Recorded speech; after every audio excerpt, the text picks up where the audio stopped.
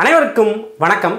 So இந்த கிளாஸில் நம்ம என்ன பார்க்க போகிறோம் அப்படின்னா, டிஎன்பிஎஸ்சி நியூ சிலபஸில் தமிழில் இலக்கியத்தில் வந்து பார்த்திங்க அப்படின்னா அறநூல்கள் தொடர்பான செய்திகள் தான் பார்க்க போகிறோம். ஆல்ரெடியே இந்த அறநூல்களில் நம்ம வந்து என்ன பார்த்துருக்கோம் அப்படின்னா, ஒரே ஒரு கிளாஸ் மட்டும் பார்த்துருக்கோம். என்ன கிளாஸ் அப்படின்னா நாலடியார் வந்து பார்த்துருக்கோம். இதில் அதோட தொடர்ச்சியாக அறநூல்களில் எவ்வளோ பார்க்க முடியுமோ அவ்வளோ வந்து பார்க்கலாம். சரியா? ரைட். அறநூல்களில் அடுத்ததாக நாலடியாருக்கு அடுத்ததாக என்ன நூல் இருக்குது அப்படின்னா, நான்மணிக்கடிகை அப்படிங்கிற ஒரு நூல் வந்து இருக்குது. சரியா? இந்த பாடம் வந்து, அதாவது இந்த பாடல் எங்கே இருக்குது அப்படிங்கன்னா, 6ஆம் வகுப்பு பழைய தமிழ் புத்தகத்தில். சரியா? 6ஆம் வகுப்பு பழைய தமிழ் புத்தகத்தில் நம்மளுக்கு வந்து இந்த நான்மணிக்கடிகை அப்படிங்கிற தலைப்பு வந்து இருக்குது. ஸோ அந்த பாடத்தை வந்து நம்ம வந்து பார்த்துடலாம். ஃபஸ்ட்டு இந்த பாடல் போகிறதுக்கு முன்னால் நான்மணிக்கடிகை பற்றின நூல் குறிப்பு, ஆசிரியர் குறிப்பு வந்து பார்த்துடலாம். ஃபஸ்ட்டு நான்மணிக்கடிகையை யார் எழுதுனா? நான்மணிக்கடிகை எழுதுனது யார் அப்படின்னா, விளம்பி நாகனார் அப்படிங்கிற ஒரு புலவர் வந்து எழுதியிருக்கிறார். யார் எழுதியிருக்கா? விளம்பி நாகனார் அப்படிங்கிற ஒரு புலவர். இதில் விளம்பி அப்படிங்கிறது என்ன அப்படின்னா, அது வந்து ஒரு ஊர் பேர் அப்படின்னு சொல்கிறாங்க. விளம்பி அப்படிங்கிறது என்ன? அதோட ஒரு ஊர் பேர். சரியா? நாகனார் அப்படிங்கிறது அவரோட பேர் அப்படிங்கிறாங்க. நாகனார் அப்படிங்கிறது அவரோட இயற்பெயர் அப்படிங்கிறாங்க. சரியா? ரைட். இப்போ நான்மணிக்கடிகைக்கு வருவோம். நான்மணிக்கடிகையை பொறுத்த வரைக்கும் இது வந்து 14 கீழ்கணக்கு நூல்களில் ஒன்று. எப்படி நாலடியார் 14 கீழ்கணக்கு நூல்களில் ஒன்றும், அதே மாதிரி நான்மணிக்கடிகையும் 14 கீழ்கணக்கு நூல்களில் ஒன்று. அதே மாதிரி நாலடியார் எப்படி அறம் சார்ந்த ஒரு நூலோ, நான்மணிக்கடிகையும் அறம் சார்ந்த நூல் தான். என்ன சார் அறநூல்கள் இப்போ சொல்லிட்டீங்க, இப்போ திரும்ப சொல்கிறீங்களே அப்படின்னு கேட்கலாம். ஸோ பரவாயில்ல, இருந்தாலும் மைண்டில் வந்து ஏற்றிக்கோங்க. சரியா? ரைட். நான்மணிக்கடிகை, நான்மணிக்கடிகையில் லாஸ்ட் இந்த கடிகை அப்படின்னு சொல்கிறாங்க இல்லையா, அந்த கடிகை அப்படின்னா என்ன அர்த்தம் அப்படின்னா, அணிகலன் அப்படின்னு சொல்லி அர்த்தம். என்ன அர்த்தம்? அணிகலன் அப்படிங்கிறது அர்த்தம். அதாவது 4 மணிகள் கொண்ட அணிகலன் அப்படின்னு சொல்லி சொல்கிறாங்க. ஓகேவா? ரைட். இப்போ வந்து பாருங்கள், எதுக்கு நான்மணிக்கடிகைன்னு பேர் வந்து வச்சுருக்காங்க. அதாவது இந்த பாடல் இருக்கு இல்லையா, இந்த பாடலில் 4 கருத்துக்கள் வந்து பேசப்படும் அப்படிங்கிறாங்க. 4 கருத்துக்களும் ரொம்ப சிறப்பாக வந்து, அதுவும் அறக்கருத்துக்களை வந்து சொல்லும். ஒவ்வொரு பாட்டும் 4 அறக்கருத்துக்களை சொல்லும் அப்படின்னு சொல்லி சொல்கிறாங்க. சரியா? ரைட். இப்போ நம்ம என்ன பண்ணலாம் அப்படின்னு கேட்டால், பாடலுக்கு போகலாம். ரொம்ப அருமையான ஒரு பாடல். எல்லா பாட்டையும் அருமையானு தான் சொல்கிறீங்க. எல்லா பாட்டும் நம்ம இலக்கியத்தில் வந்து பார்த்திங்க அப்படின்னா அருமையாக தான் இருக்கும். ஓகே, நம்மளுக்கு ஸ்கூல் புக்கில் கொடுக்குறதும் நல்ல பாடல்கள் தான் எடுத்து வந்து கொடுத்துருப்பாங்க. ஓகே, பாடலை வந்து பார்க்கலாம். இப்போயே இந்த இடத்துலையே நீங்கள் வந்து என்ன பண்ணிருங்க அப்படின்னா மைண்டில் வந்து ஏற்றிக்கோங்க. சரியா? பாருங்கள், மனைக்கு விளக்கம் மடவார். மனைன்னா என்ன? வீட்டு மனை சொல்கிறோமா? வீட்டு மனை. ரைட். மனைனா வீடு. சரியா? வீட்டுக்கு விளக்கம். வீட்டுக்கு விளக்கம் யார்? மடவார். ஒரு குடும்பம்னு எடுத்துக்கிட்டோம் அப்படின்னா, அந்த குடும்பத்தில் யார் வந்து சிறந்தவங்க, அல்லது யார் வந்து இங்கே வந்து அந்த குடும்பத்துக்கு ஒரு டான் மாதிரின்னு வச்சுக்கோங்க. சரியா? யார் அப்படின்னா மடவார். மடவார் அப்படின்னா என்ன அர்த்தம்? மடவார்னா பெண்கள். சரியா? ரைட். நிறையா வீட்டில் வந்து பார்த்திங்கன்னா பெண்கள் தான் அந்த வீட்டுக்கு வந்து விளக்கமாக வந்து இருப்பாங்க. ஏன் அப்படின்னா பெண்கள்கிட்ட நிறைய நல்ல குணங்கள் வந்து இருக்குது. சரியா? ரைட். அப்போ ஆண்கிட்ட இல்லையான்னு சொல்லி கேட்கக்கூடாது. ரைட், வருவோம். மனைக்கு விளக்கம் மடவார். சரியா? வீட்டுக்கு விளக்கம் அப்படிங்கிறது, விளக்கம்னா இங்கே வந்து என்ன வேணால் சொல்லலாம். ரைட்டா? சிறந்த அப்படிங்கிற சொல்லலாம். ரைட். வீட்டுக்கு வந்து விளக்கம் வந்து மடவார், பெண்கள். ஓகே. மடவார் தனக்கு தகைசால் புதல்வர். மடவாருக்கு, மடவார்னா பெண்கள். அப்பேற்பட்ட பெண்களுக்கு என்ன சிறப்பு அப்படின்னா, தகைசால் புதல்வர் அப்படின்னா நல்ல சிறப்பான புதல்வர். புதல்வர்னா என்ன? பிள்ளைகள். சரியா? பெண்கள் இருக்காங்க வீட்டுக்கு வந்து பார்த்தீங்க அப்படின்னா ஒரு விளக்கம் அல்லது ஒரு நல்லது அப்படின்னா பெண்கள். அந்த பெண்களுக்கு ரொம்ப சிறந்தது எது அப்படின்னு கேட்டால் புதல்வர். தகைசால் புதல்வர், சிறந்த புதல்வர் அப்படிங்கிறாங்க. சரியா? மனக்கினிய, மனதுக்கு இனிய. மனக்கினியன்னா என்னது? மனதுக்கு இனிய. மனக்கினிய காதல் புதல்வருக்கு கல்வியே. அப்பேற்பட்ட, அதாவது இந்த மடவாருக்கு வந்து தகைசால் புதல்வர்னு பெருசுன்னு சொல்கிறோம். அப்பேற்பட்ட அந்த புதல்வருக்கு, சரியா, அந்த புதல்வருக்கு என்ன சிறப்பு அப்படின்னா கல்வி தான் சிறப்பு அப்படிங்கிறாங்க. அப்போ என்ன சொல்ல வராங்க?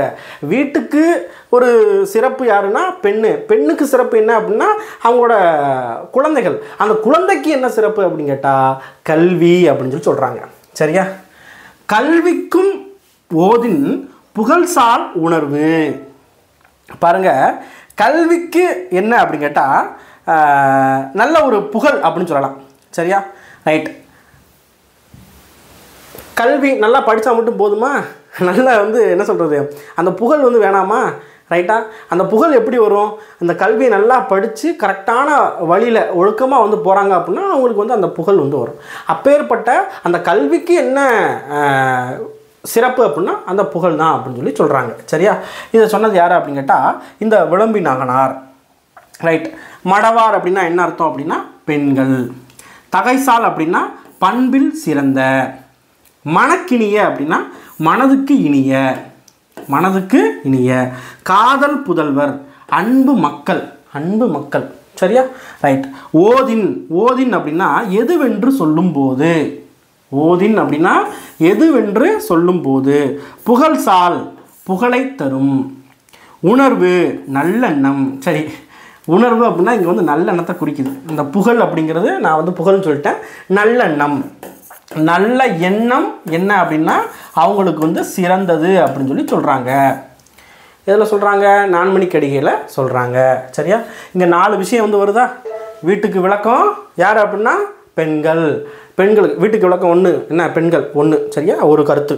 2வது பெண்களுக்கு விளக்கம் என்னது? புதல்வர் 2. சரியா? அடுத்து பாருங்கள் 3வது என்னது? புதல்வருக்கு என்னது விளக்கம்? விளக்கம்னா சிறப்பு என்னது? கல்வி 3. 4வது அந்த கல்விக்கு என்ன சிறப்பு? நல்ல எண்ணம் 4வது. 4வது வந்துருச்சா? 4 முத்தான கருத்துக்களை சொல்லிடுச்சா? அதுதான் என்ன அப்படின்னா நான்மணிக்கடிகை அப்படிங்கிற ஒரு நூல். ஸோ இந்த மனைக்கு விளக்கம் மடவார் அப்படிங்கிற இந்த வார்த்தையை கேட்டவுடனே உங்களுக்கு என்ன பண்ணணும்? டக்குன்னு நான்மணிக்கடிகைன்னு சொல்லி மைண்டில் ஏற்றிடணும். சரியா? ரைட். இப்போ நம்ம என்ன பண்ணிட்டோம் அப்படின்னா நான்மணிக்கடிகையை பார்த்துட்டோம். ஓகேவா? ஸோ பொருள் திருக கொடுத்துருக்காங்க. நம்ம ஏற்கனவே பார்த்தது தான். மடவார்னா பெண்கள், மனக்கினியனா மனதுக்கினிய, உணர்வுனா நடனம். அதாவது புக் பேக்கில் கொடுத்துருப்பாங்க. நான் கொடுத்துருக்கேன். ஓகே. ரைட். இதெல்லாம் நம்ம பார்க்க வேண்டாம். நம்ம இங்கே போயிடும். புத்தகத்தில் இல்லாத குறிப்புகள் பார்க்கலாம். பாருங்கள், புத்தகத்தில் இல்லாத விஷயங்கள் என்னென்ன இருக்குது அப்படின்னு சொல்லி பார்த்துடலாம். நான்மணிக்கடிகை இதை பிரித்து எழுதணும் அப்படின்னா 4 கூட்டல் மணி கூட்டல் கடிகை அப்படின்னு சொல்லி அர்த்தம். கடிகை அப்படின்னா அணிகலன். கடிகை அப்படின்னா என்னது? அணிகலன். ஓகே. இங்கே தோள்வளை அப்படிங்கிற அணிகலனை குறிப்பிடுறாங்க. சரி, நம்மளுக்கு பாருங்கள் 4 மணிகள். 4 மணிகள் என்னென்ன அப்படின்னா முத்து, பவளம், மரகதம், மாணிக்கம். சரியா? என்னது? இது நல்லா மைண்டில் ஞாபகம் வச்சுக்கணும். முத்து, பவளம், மரகதம், மாணிக்கம். சரியா? ரைட். அதே மாதிரி இந்த நான்மணிக்கடிகையை பொறுத்த வரைக்கும் 4ஆம் நூற்றாண்டில் இயற்றப்பட்டது. நான்மணிக்கடிகை 4ஆம் நூற்றாண்டு. சரி, அதே மாதிரி இந்த நான்மணிக்கடிகையை பொறுத்த வரைக்கும் 2 கடவுள் வாழ்த்து பாடல்களை கொண்டது. சரியா? 2 கடவுள் வாழ்த்து பாடல்களை கொண்டது. கேட்பாங்க, கீழ்கண்ட எந்த நூல் 2 கடவுள் வாழ்த்து பாடலை கொண்டது அப்படின்னு சொல்லிட்டு. எது அப்படின்னா நான்மணிக்கடிகை. அதே மாதிரி இந்த நான்மணிக்கடிகையோட கடவுள் வாழ்த்து பாடல் எதை பற்றினது அப்படின்னா திருமால். திருமால்னு சொல்லலாம், பெருமாள்னு சொல்லலாம், எப்படி வேணால் வச்சுக்கலாம். சரியா? திருமாலை பற்றினது அப்படின்னு சொல்கிறாங்க. ரைட். நான்மணிக்கடிகை இப்போ பார்த்தது நான்மணிக்கடிகை. அடுத்து பார்ப்போம் முதுமொழி காஞ்சி. அடுத்ததாக ஆசார கோவை. இந்த 3ஐயும் சேர்த்து என்ன சொல்லுவாங்க அப்படின்னா மணிமொழி கோவை அப்படின்னு சொல்லி சொல்லுவாங்க. நல்லா மைண்டில் வச்சுக்கணும்.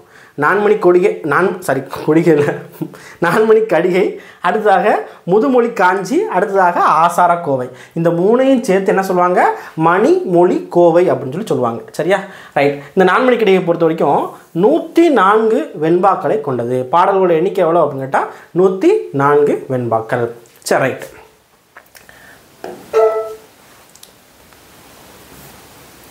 அடுத்ததாக இந்த நூல் பொறுத்த வரைக்கும், இந்த நான்மணிக்கடிகையை பொறுத்த வரைக்கும் தொல்காப்பியர் சொல்கிற அம்மை அப்படிங்கிற வனப்புக்கு உரிய நூல் அப்படின்னு சொல்கிறாங்க. இது ஆல்ரெடி டிஎன்பிஎஸ்சியில் கேட்ட கேள்வி தான்ப்பா. தொல்காப்பியர் குறிப்பிடுற அம்மை அப்படிங்கிற வனப்புக்கு உரிய நூல் எதுன்னு கேட்டால் நான்மணிக்கடிகை. சரி, ஆங்கிலத்தில் 7வது மற்றும் 100வது பாடல்களை ஜியு போப் மொழிபெயர்த்திருக்கிறார். அதாவது ஆங்கிலத்தில் 7வது பாடலையும் 100வது பாடலையும் ஜியு போப் மொழிபெயர்த்திருக்கிறார். ஓகே. இந்த நூல் சொல்லக்கூடிய முக்கியமான கருத்துக்கள் என்ன அப்படின்னா கொல்லாமை பற்றி பேசுது. கொல்லாமைன்னா என்ன? நம்ம சாப்பிட்றதுக்காக ஆடு மாடுகளை வந்து கொல்றாங்க இல்லையா, கோழியை கொல்றாங்க இல்லையா, அதுதான் கொல்லாமை, கொல்லக்கூடாது அப்படிங்கிறாங்க. பொய்யாமை, புலால் உண்ணாமை. சரியா? ஸோ கொல்லக்கூடாது, பொய் சொல்லக்கூடாது. புலால் அப்படின்னா இங்கே வந்து என்ன சொல்லுவாங்க அப்படின்னு கேட்டால் கறி, சண்டையானால் நம்ம வந்து சாப்பிட்றோம் இல்லையா, அந்த கறி வந்து சாப்பிடக்கூடாது, மாமிசம் சாப்பிடக்கூடாது அப்படின்னு சொல்கிறாங்க. ஓகேவா? ரைட். இப்போ நம்ம என்ன பண்ணிட்டோம் அப்படின்னு கேட்டால் நான்மணிக்கடிகை அப்படிங்கிற ஒரு நூல் வந்து நம்ம என்ன பண்ணிட்டோம் அப்படின்னா பார்த்துட்டோம். சரியா? இதெல்லாம் வந்து நம்மளுக்கு பழைய கொஸ்டின் கேட்டிருப்பாங்க, அதை நான் கொடுத்துருப்பேன். நம்ம இப்போ வந்து பாடம் மட்டும் நம்ம வந்து பார்க்கலாம், அதுக்கப்புறம் நம்ம வந்து கேள்விகள்லாம் அதுக்கப்புறம் டிஸ்கஷன் வந்து பண்ணிக்கலாம். சரியா? ரைட். அடுத்ததாக நம்ம பார்க்கக்கூடிய நூல் என்ன அப்படின்னா பழமொழி 400 அப்படிங்கிற ஒரு நூல். இதுவும் ரொம்ப அருமையான ஒரு நூல். இந்த பாடம் பொறுத்த வரைக்கும் எங்கே இருக்குது அப்படின்னா 7ஆம் வகுப்பு புதிய தமிழில் வந்து இருக்குது. எங்கே இருக்குது? 7ஆம் வகுப்பு புதிய தமிழில். சரி, நம்ம வந்து பாடம் பார்க்குறதுக்கு முன்னாட நம்ம நூல் குறிப்பு ஆசிரியர் குறிப்பு வந்து பார்க்கலாம். ஓகே. பழமொழி 400 ஆசிரியர் யார்? ஆசிரியர் யார் அப்படின்னா முன்றுரை அரையனார். முன்றுரை அரையனார் இவர் தான் வந்து இந்த பழமொழி 400 அப்படிங்கிற நூலை வந்து எழுதியிருக்காரு. இவரை பொறுத்த வரைக்கும் 4ஆம் நூற்றாண்டை சேர்ந்தவர். சரியா? எந்த நூற்றாண்டை சேர்ந்தவர்? 4ஆம் நூற்றாண்டை சேர்ந்தவர். ஓகே. 3க்கு அப்புறம் என்னது 4 வந்து வரும், சும்மா மைண்டில் வந்து வச்சுக்கோங்க. ஓகே. அடுத்ததாக இவர் வந்து பொறுத்த வரைக்கும் முன்றுரை அரையனான்னு சொல்கிறாங்க இல்லையா, இதில் முன்றுரை அப்படிங்கிறது இவரோட ஊராக இருக்கலாம், அதாவது இந்த ஊரை ஆண்ட அரசராக இவர் வந்து இருக்கலாம் அப்படின்னு சொல்லி சொல்கிறாங்க. இருக்கலாம், தெரியாது. ஓகேவா? அதில் அரையன் அப்படிங்கிறது அவரோட குடிப்பெயர். குடிப்பெயர்னா குடும்ப பெயராக வந்து இருக்கலாம் அப்படிங்கிறாங்க. சரியா? ரைட். பழமொழி 400 கடவுள் வாழ்த்து பாடல் இருக்கும் இல்லையா, அந்த கடவுள் வாழ்த்து பாடல் மூலமாக இந்த முன்றுரையரையார் சமண சமயத்தை சார்ந்தவராக இருக்கலாம் அப்படின்னு சொல்கிறாங்க. என்ன சார் இருக்கலாம் அப்படின்னு சொல்கிறீங்க? சமண சமயத்தை சார்ந்தவர் அப்படின்னு சொல்லி சொல்கிறாங்க. ரைட். அடுத்து பழமொழி 400 ஆஸ் யூஷுவல் 15 கீழ்கணக்கு நூல்களில் ஒன்று. சரி, 400 பாடல்களை கொண்டது. ஓகேவா? பழமொழி 400. சரியா? ஒரு படத்தில் வந்து விவேக் வந்து சொல்கிறாங்க 8 கால் பூச்சிக்கு எத்தனை கால் அப்படின்னு சொல்லுவாங்களே, அந்த மாதிரி தான் பழமொழி 400 நூலில் எத்தனை பாடல்கள் இருக்குது அப்படின்னா 400 பாடல்கள் இருக்குது. ஓகேவா? இதெல்லாம் வந்து லட்டு கொஸ்டின் இந்த மாதிரிலாம் கேட்டால் நம்மளாலாம் இதில் தப்பு பண்ணோம் அப்படின்னா நம்ம டிஎன்பிசிக்கே வந்து எலிஜிபிள் எடுத்து கிடையாது. ரைட்டு.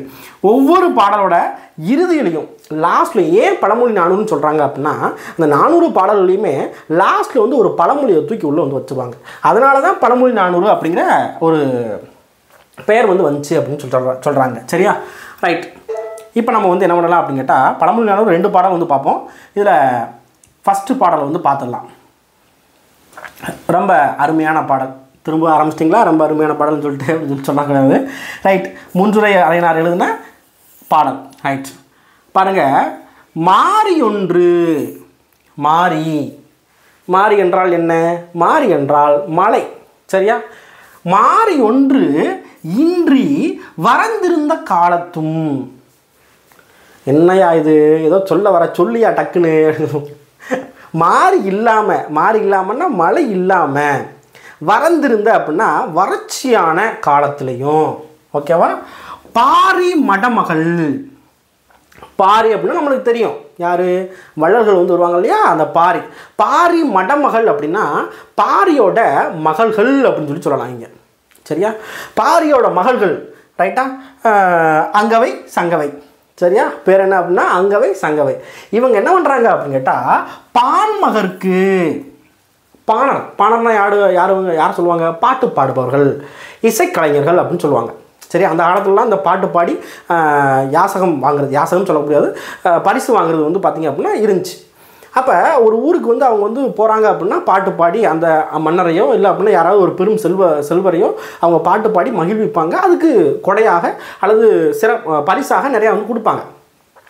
அப்போ வந்து பாருங்கள், மழை இல்லாமல் அந்த ஊரில் வந்து வறட்சியான காலத்துலேயும் என்ன பண்ணுறாங்க? பாரியோட மடமகள் அந்த அங்கவை சங்கவை இருக்காங்க இல்லையா, இவங்க வந்து இந்த பாட்டு பாடுறாங்க இல்லையா, இந்த பாணர்கள், இவங்களுக்கு வந்து பார்த்திங்க அப்படின்னா நீர் உலையுள் பொன் திறந்து கொண்டு புகவாக நல்கினாள் ஒன்றுரா முன்றிலோ இல். என்ன சார்? நீர் உலைகள்னா நம்ம சோத்துக்கு உழ வைக்கிறோமா? சோத்துக்கு உழ வைக்கிறப்ப என்ன போடுவீங்க? அரிசி போடுவோம். சரியா? ஆனால் இவங்க வந்து பாருங்கள், அரிசிக்கு பதிலாக பொன் திறந்து கொண்டு புகவாக. நீ வந்து சாப்பாட்டு அந்த நீர் உலையில் சாப்பாட்டுக்கு பதிலாக பொண்ணை கொடுத்து என்ன பண்ணுறாங்க அப்படின்னு கேட்டால் பொங்கி போடுறாங்க. பொங்கிலாம் போடல, அந்தளவுக்கு கொடுக்குறாங்க அப்படின்னு சொல்கிறாங்க. சரியா, பொண்ணை வந்து என்ன பண்ணுறாங்க கொடுக்குறாங்க. யார் கொடுக்குறா? அந்த பான் மகருக்கு வந்து கொடுக்குறாங்க. அப்போ என்ன சொல்ல வராங்க அப்படின்னா, ஒன்றுரா முன்றிலோ இல். இங்கே முன்றில் அப்படின்னா வீட்டின் முன்புறம். முன்றில் என்ன? வீட்டுக்கு முன்னால் என்ன இருக்கும்? திண்ணை வந்து இருக்கும். சரியா, இங்கே வந்து என்ன சொல்ல வராங்க அப்படின்னா, வீட்டுக்கு முன்னால், அதாவது ஒன்றுமே இல்லாத வீடு எதுவுமே கிடையாது. அவங்களோட ஏரியாவில் ஒன்றுமே இல்லாத வீடு எதுவுமே கிடையாது. எவ்வளோ தான் வறட்சியான காலம் இருந்தாலும் எங்கள் ஏரியாவில் நாங்கள் வந்து நல்லா வெல்த்தாக தாண்டா இருக்கோம் அப்படிங்கிற மாதிரி இந்த பாடல் வந்து இருக்கும். சரியா, ரைட். அப்போ இதில் வந்து என்ன சார் பழமொழி அப்படின்னா, ஒன்றுரா முன்றிலோ இல் அப்படிங்கிறது தான் பழமொழி. ஓகே, அதாவது அந்த ஊரில் பொருள் ஏதும் இல்லாத வீடு எதுவுமே இல்லை அப்படிங்கிறது அர்த்தம். ரைட். மாறினா என்ன? மாறினா மழை. வறண்டிருந்த, வறண்டிருந்த. புகவாக, உணவாக. மடமகள், இளமகள். நல்கினாள் அப்படின்னா கொடுத்தாள். முன்றில் அப்படின்னா வீட்டோட முன்பகுதி. நான் சொன்னேன் இல்லையா, திண்ணை. இப்போல்லாம் திண்ணெல்லாம் வைக்கிறது கிடையாது. சரியா, இதுக்கு முன்னாலாம் வந்து பார்த்திங்கன்னா வீடு இருக்குன்னா வீட்டுக்கு முன்னால் திண்ணை வந்து இருக்கும். ஓகேவா, ரைட். அடுத்து இங்கே முன்றில் அல்லது இல்லுன்னா என்ன சொல்லுவாங்க அப்படின்னா வீட்டை வந்து குறிக்கும். ஓகே, இப்போ நம்ம என்ன பண்ணிட்டோம் அப்படின்னு கேட்டால் 7ஆம் வகுப்பு புதிய தமிழில் உள்ள இந்த பாடம் வந்து பார்த்துட்டோம். அப்போ மாறியொன்று இன்றி வறந்திருந்த காலத்தும்னு வந்துட்டாலே நீங்கள் மைண்டில் எங்கே போயிடணும்? பழமொழி 400க்கு போயிடணும். அதே மாதிரி அந்த ஒன்றுரா முன்றிலோ இல் அப்படின்னு இருக்கு இல்லையா, இதுக்கும் பழமொழி 400க்கு வந்து போயிடணும். சரியா, ரைட். இது 7ஆம் வகுப்பில் வந்து இருக்கிறது. அடுத்ததாக வந்து பாருங்கள், 6ஆம் வகுப்பு பழைய தமிழ்லையும் பழமொழி 400 பற்றின பாடல் வந்து இருக்குது.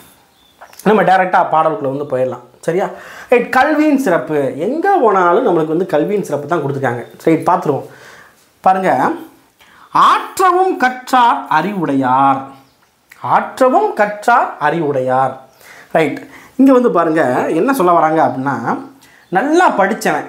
நல்லா படித்தவன் என்ன சொல்லுவாங்க? அறிவு இருக்கிறவன் சொல்லுவாங்க. கரெக்டானே? நல்லா படித்தவனை அறிவு இருக்கிறவன் சொல்கிறாங்க. ஆற்றவும் கற்றார் அறிவுடையார். நல்லா சிறப்பாக படித்தவனை அறிவுடையார்னு சொல்கிறாங்க. அக்துடையார், அந்த அறிவு உடையவன். சரியா, ரைட். அக்துடையார். நாற்றிசையும் செல்லாத நாடில்லை. நாற்றிசையும் அப்படின்னா அந்த அறிவை உடையவர், அந்த அறிவை உடையவரோட புகழ் கூட சொல்லலாம். சரியா, அந்த அறிவுடையவர் புகழ் நாற்றிசையும், 4 திசை, 4 திசையும் செல்லாத நாடில்லை. ஆமாம், உண்மையிலே வந்து பாருங்கள், நீங்கள் ஏதாவது ஒரு டெக்னாலஜி சம்மந்தமாகவோ இல்லைன்னா ஏதோ ஒரு பெரிய விஷயத்தை நீங்கள் வந்து கண்டுபிடிக்கிறீங்கன்னா உங்களோட புகழ் வந்து பரவும் இல்லையா? அநியாயத்துக்கு வந்து பரவும். ரைட்டா, ரைட். நாற்றிசையும் செல்லாத நாடில்லை. அந்நாடு வேற்று நாடு ஆகா. பாருங்கள், புகழ் வந்து பரவும். ஓகே, அதே மாதிரி இவர் வந்து வேறு நாட்டுக்கு வந்து போகிறான்னு வச்சுக்கோங்களேன், அந்த நாடு வந்து வேறு நாடுன்னு சொல்ல முடியாது நல்லா படித்தவங்களுக்கு. சரியா, ரைட்டு. அந்நாடு வேற்று நாடு ஆகா. தமிழ்வேயாம், அந்த நாடும் அவங்க நாடு தானா? அவங்க நாடுனா அந்த அறிவுடையோட நாடு தானா? ரைட். அதனால் ஆயினால் ஆற்றுனா வேண்டுவது இல். ஆற்றுனா அப்படிங்கிறது இங்கே என்ன குறிப்பிடுறாங்க அப்படின்னா வழிநடை உணவு அப்படின்னு சொல்லுவாங்க. ஆற்றுனா அப்படின்னா என்ன அர்த்தம்? வழிநடை உணவு. அது என்ன சார் வழிநடை உணவு? இப்போ நம்ம சின்ன வயசில், சரியா, கிராமங்களெல்லாம் இது வந்து இப்போவும் வந்து இருக்கும். ஒரு கோயிலுக்கு போகிறாங்க அப்படின்னா என்ன பண்ணுவாங்க அப்படின்னா நல்லா புளி சாதம் கட்டி, சரியா, முந்தின நாள் நைட்டு வந்து என்ன பண்ணுவாங்க அப்படின்னா புளி சாதம் கட்டிடுவாங்க. மறுநாள் ஃபுல்லாக அந்த புளி சாதம் தான் வந்து ஓடிக்கிட்டு இருக்கும். சரியா, அதுதான் என்ன சொல்லுவாங்கன்னா வழிநடை உணவு அப்படின்னு சொல்லுவாங்க. என்ன அப்படின்னா ஹோட்டலில் வாங்கி சாப்பிட்றதுக்கு நம்மளுக்கு வந்து பணம் வந்து இருக்காது. அதுக்கு நம்ம வீட்டிலே வந்து என்ன பண்ணிடலாம், நல்லா ஆக்கி கொண்டு போயிடலாமே அப்படின்னு சொல்லிட்டு ஆக்கி கொண்டு போயிடுவாங்க. அதுக்கு பேர் தான் வழிநடை உணவுன்னு சொல்லுவாங்க. அந்த வழிநடை உணவு வெளியூருக்கு போகிறாங்க அப்படின்னா கண்டிப்பாக கொண்டு போவாங்க. சரியா, ஆனால் இவங்க என்ன சொல்கிறாங்க, நல்லா படித்தவனாக இருந்தானா உனக்கு அந்த ஆற்றுனா வந்து தேவையில்லடா, உனக்கு சோறு கொடுத்துருவாங்கடா அப்படிங்கிறாங்க. சரியா, சோறுன்னா உணவு. சரியா, உணவு உனக்கு கிடச்சிடும் அப்படிங்கிறாங்க. ரைட்டா, ஆற்றுனா வேண்டுவது இல், தேவையில்லை. சரியா, ரைட். இதைத்தான் இங்கே வந்து சொல்ல வராங்க. நல்லா படித்தவன், அறிவுடையவன், அவரோட புகழ் வந்து எல்லா திசையிலையும் பரவும். அதே மாதிரி அவங்க புகழ் பரவாத நாடு வந்து கிடையாது. இவர் வெளிநாட்டுக்கு போகிறாங்க அப்படின்னா அந்த நாடு வந்து வெளிநாடு வந்து கிடையாது, அவரோட நாடு தான். அதே மாதிரி அவருக்கு வந்து என்ன தேவையில்லை, ஆற்றுனா அதாவது வழிநடை உணவு வந்து தேவையில்லை. ரைட்டா, அதே மாதிரி இந்த பழமொழி என்ன அப்படின்னா கற்றவனுக்கு கட்டுச்சோறு வேண்டா. அதாவது ஆற்றுனா வேண்டுவது இல் அப்படின்னு சொல்லி பார்த்தோமா, ஆற்றுனா வேண்டுவது இல் அப்படின்னு சொல்லி பார்த்தோமா, அதுக்கு அர்த்தம் என்ன அப்படின்னா கற்றவனுக்கு கட்டுச்சோறு வேண்டா அப்படின்னு சொல்லி அர்த்தம். என்ன அர்த்தம்? கற்றவனுக்கு கட்டுச்சோறு வேண்டா. ஓகே, ஸோ இதைத்தான் வந்து கொடுத்துருக்காங்க. ஓகேவா? இப்போ வந்து பாருங்க, நம்ம என்ன பார்த்தோம் இந்த பழமொழி 400ல்? 2 பழமொழி வந்து நல்லா வந்து பார்த்தோம். சரியா? அங்கே இதுக்கு முன்னால் வந்து என்ன பார்த்தோம்? ஒன்றாகு முன்றிலோ இல் அப்படின்னு சொல்லி பார்த்தோம். சரியா? இங்கே வந்து என்ன பார்க்குறோம்? ஆற்றுனா வேண்டுவது இல் அப்படின்னு சொல்லி பார்க்குறோம். சரியா? ரைட்.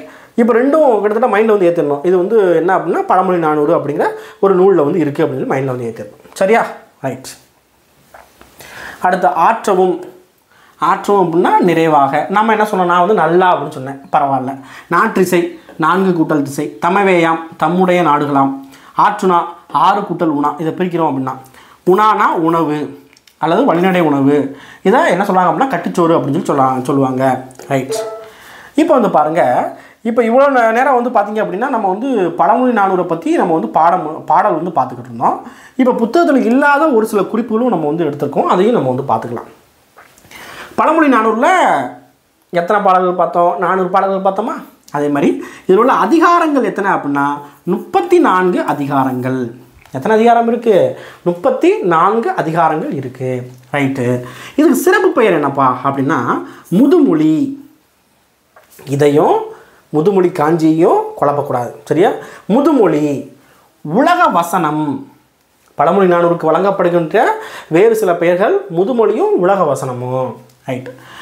தொல்காப்பியர் என்ன சொல்கிறார் அப்படின்னா இந்த பழமொழியை முதுசொல் அப்படின்னு சொல்லி சொல்கிறார்.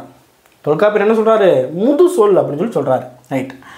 அதே மாதிரி சங்ககால மன்னர்கள், புலவர்கள், மூவேந்தர்கள் இவங்களை பற்றி சொல்கிற ஒரு நூல் எது அப்படின்னு கேட்டால் இந்த பழமொழி 400. அறம் சார்ந்த நூல், இது நம்மளுக்கு தெரியும், ஏன்னா நம்ம வந்து அறம் சார்ந்த நூல் தான் படிக்கிறோம். 4 அடிகளை கொண்டது. ஓகே, 4வது அடி என்னவாக இருக்கும்? பழமொழி வந்து இருக்கும். ஓகேவா? அதே மாதிரி நம்ம தமிழில் எழுந்த முதல் பழமொழி நூல் எதுன்னு கேட்டால் இதை சொல்லலாம். தமிழில் எழுந்த என்னது? முதல் பழமொழி நூல். ஓகே, பாருங்கள், முப்பெரும் நூல் அப்படின்னு சொல்லிட்டு திருக்குறள், நாலடியார், பழமொழி 400 சொல்கிறாங்க. ஆளும் வேலும் பல்லுக்குருதி, 4 2 சொல்லுக்குருதின்னா திருக்குறளும் நாலடியாரும். இப்போ முப்பெரும் நூல் அப்படின்னா எதை சொல்கிறாங்க அப்படின்னா பழமொழி 400 சொல்கிறாங்க. ஓகேவா? பழமொழி 400 ஆசிரியர் யார் அப்படின்னா நம்மளுக்கு தெரியும், முன்றுரையரையனா அப்படின்னு சொல்லிட்டு தெரியும். இவர் வந்து சமண சமயத்தை சேர்ந்தவர் அப்படின்னு சொல்கிறாங்க. என்ன சமயம்? சமண சமயம். ரைட். 14 கீழ் கணக்கில் 400 பாடல்களை கொண்ட 2 நூல்கள் இருக்குது. அந்த 2 நூல்களில் இதுவும் ஒன்று நாலடியார், இன்னொன்று பழமொழி 400. சரியா? நாலடியார், இன்னொன்று பழமொழி 400. ஓகே, அடுத்து ஒரு பாடல் வந்து கொடுத்துருக்காங்க. இந்த பாடலும் என்ன அப்படின்னா பழமொழி 400ல் இருக்கிற ஒரு பாடல். சரியா? நாடி நமரென்று நன்கு புறந்தாரை கேடு பிறரோடு சூழ்தல், கிளர்மணி நீடுகள் வெப்ப நினைப்பின்றி தாமிருந்த கோடு குறைந்து விடல். நான் இதை வந்து பாடலோட பொருள்லாம் நான் வந்து விளக்கலை, நீங்களே வந்து பார்த்துக்கோங்க. சரியா? ரைட்.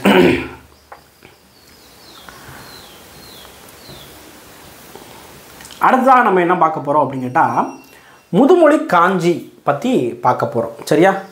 முதுமொழி காஞ்சியோட ஆசிரியர் யார் அப்படின்னா மதுரை கூடலூர் கிழார். யார் ஆசிரியர்? மதுரை கூடலூர் கிழார். சரி, முதுமொழி காஞ்சி எங்கே இருக்குது? ஒரே ஒரு இடத்துல மட்டும்தான் இருக்குது. பழைய தமிழ் 7ஆம் வகுப்பு பழைய தமிழில் இருக்குது. சரியா? அப்போ இதை வந்து நல்லா படிச்சுக்கணும். சரியா? புது புக்கில் இது வந்து கிடையாது. ரைட். முதல்ல நம்ம என்ன பண்ணிடுவோம் அப்படின்னா முதுமொழி காஞ்சியோட நூல் குறிப்பு ஆசிரியர் குறிப்பு பார்த்துடலாமா? முதுமொழி காஞ்சி ஆசிரியர் யார்? மதுரை கூடலூர் கிழார். இவரோட பிறந்த ஊர் கூடலூர். ஓகே, இவரோட சிறப்பு என்ன அப்படின்னா இவரோட பாடல்களை நச்சினார்க்கினியர் இவங்கள மாதிரி நல்லுரை ஆசிரியர்கள் மேற்கோளாக வச்சு பாடிருக்காங்க அப்படிங்கிறாங்க. சரியா? ரைட். இவரை பொறுத்த வரைக்கும் சங்க காலத்துக்கு பின்னால் வாழ்ந்தவர் அப்படின்னு சொல்கிறாங்க. மதுரை கூடலூர் கிழார் சங்க காலத்துக்கு பின்னால் வாழ்ந்தவர். ரைட். அடுத்து முதுமொழி காஞ்சி பற்றின விஷயங்கள். 14 கீழ்கணக்கு நூல்களில் ஒன்று முதுமொழி காஞ்சி. இந்த நூலுக்கு இன்னொரு பேர், இதை அடிக்கடி கேட்பாங்க. என்ன சொல்கிறாங்க அப்படின்னா அறவுரை கோவை அப்படின்னு சொல்கிறாங்க. அறவுரை கோவை. ஓகேவா? அறவுரை கோவை அப்படின்னு சொல்கிறாங்க. ரைட்.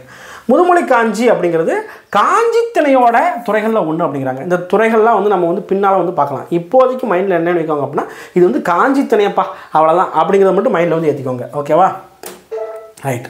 அதே மாதிரி இந்த முதுமொழி காஞ்சியில் டோட்டலாக வந்து பார்த்திங்கன்னா 10 அதிகாரம் வந்து இருக்குப்பா. ஒரு அதிகாரத்துக்கு 10 பாடல்கள் வீதம். அப்போ 10 அதிகாரத்துக்கு எத்தனை பாடல் இருக்கும்? 100 பாடல் இருக்கும். அப்போ முதுமொழி காஞ்சியில் உள்ள பாடல்களோட எண்ணிக்கை எவ்வளோ அப்படின்னா 100 அப்படிங்கிறது. சரியா? 100 பாடல்கள் ஆனது. ஓகே, மேலும் ஒரு சில குறிப்புகள் வந்து கொடுத்துருக்காங்க, அதையும் நம்ம வந்து பார்த்துடலாம். என்ன சொல்லுவாங்க அப்படின்னு கேட்டால், காஞ்சி அப்படிங்கிறது என்ன அப்படின்னா பல்வேறு விதமான மணிகளை வச்சு ஒரு கோவையாக கோர்த்து போடுறது தான் காஞ்சி அப்படிங்கிற ஒரு அணிகலன். சரியா? அது யார் அணிவா? மகளிர் அணிவாங்க. ஓகேவா? அதே மாதிரி நிறைய முதுமொழிகளை நிறையா வச்சு ஒரு கோவையாக பாடப்பட்ட நூல் தான் என்ன அப்படின்னா முதுமொழி காஞ்சி அப்படின்னு சொல்கிறாங்க. இந்த முதுமொழி காஞ்சிக்கு உரை எழுதியவர் யார் அப்படின்னா செல்வ கேசவராய முதலியார். அவரோட பேர் என்னது? செல்வ கேசவராய முதலியார். ஓகே, இதுக்கு இன்னொரு ஒரு சிறப்பு இருக்குது. என்ன அப்படின்னா 14 கீழ்கணக்கு நூல்களில் சிறிய நூல் அது அப்படின்னு கேட்டால் இதை சொல்லலாம், முதுமொழி காஞ்சியை சொல்லலாம். சரியா? சிறிய நூல் முதுமொழி காஞ்சி. ரைட். முதுமொழி காஞ்சியில் மொத்தம் 10 அதிகாரம் இருக்கா, அந்த 10 தலைப்பு: சிறந்த 10, அறிவு 10, பழியா 10, துவ்வா 10, அல்ல 10, இல்லை 10, பொய் 10, எளிய 10, நல்கூர்ந்து 10, தண்டா 10. 10 10 10. சரியா? இந்த அளவுக்கு நம்ம தேவையில்லை, பட் இருந்தாலும் 10 வந்து சும்மா அவரோட உட்காந்து பார்த்துக்கோங்க. இப்போ நம்ம வந்து பாடலுக்குள்ளே வந்து போகலாம். ரொம்ப ஒரு அருமையான ஒரு பாடல். இந்த டயலாக்கை மாற்றுப்பா அப்படின்னு சொல்கிற எனக்கு கேட்குது, பரவாயில்ல. ஏட்டா சிறந்த 10 நம்ம 10 பார்த்தோமா, அதில் சிறந்த 10 பற்றி நம்ம வந்து பார்க்க போகிறோம். சரியா? ரைட். சிறந்த 10னா என்ன? சிறந்த 10னா என்ன அப்படின்னா சிறந்தது அப்படின்னு சொல்லக்கூடிய ஒரு 10 விஷயங்களை உள்ளே வச்சுருக்கு தான் சிறந்த 10 அப்படின்னு சொல்கிறாங்க. ரைட்.